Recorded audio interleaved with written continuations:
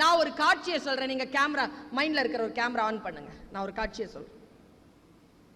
போர்க்களம், அப்படி உட்கார்ந்துட்டு இருக்கான். சங்கு ஒலிச்சிருச்சு, களத்துல குதிக்கிறான். யாரு? நம்ம வீரன்.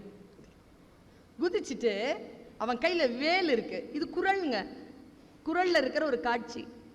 இந்த SRM ஃபிலிம் டெக்னாலஜி காலேஜ் இருக்குல்ல, காட்சிப்படுத்தலும் கதை சொல்லுதலும்க்கு நான் தான் வந்து சிலபஸ் டிசைனர். சிலபஸ் டிசைன் பண்ணி கொடுத்துருக்கேன் அவங்களுக்கு, ஃபிலிம் டெக்னாலஜி பிள்ளைகளுக்கு. இங்கிருந்து தான் எடுக்கிறது, தமிழ்லேருந்து தான் எடுக்கிறது, தமிழ் வகுப்பு தான் அது. ஒரு காட்சி பாருங்க. அவன் கையில் வேல் வச்சிருக்கான். அவன் எல்லாரையும் அடிச்சுட்டே இருந்தவன் என்ன பண்ணா, நேரம் ஒரு யானை கிட்ட போயிட்டாங்க. யானையும் அவனை பார்த்துருச்சு. இப்போ 2 பேரும் போர்ல இருக்காங்க. இவன் என்ன பண்ணியிருக்கான், கரெக்டாக அந்த வேல் எரிஞ்சு எடுத்து வேலை அடிச்சிட்டான். வேலை அடிச்சிட்டான். யானையினுடைய மத்தகத்துக்குள்ள வேல் போயிடுச்சு.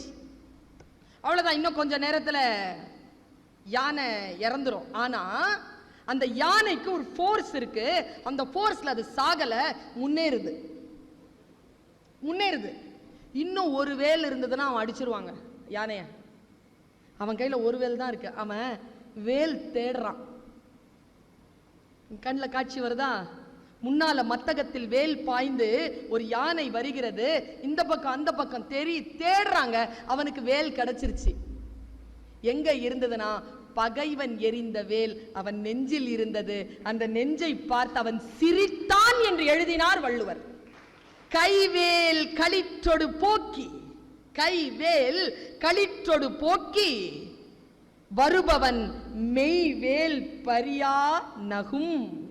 பறித்து கொண்டே சிரித்தானா. டே, வேல் கிடைச்சிருச்சுடா, இனி யானையா நானான்னு பார்த்துக்கிடுவோண்டான்ட்டு அந்த ஃபீல்டுல நின்னானா நம்ம வீரன்.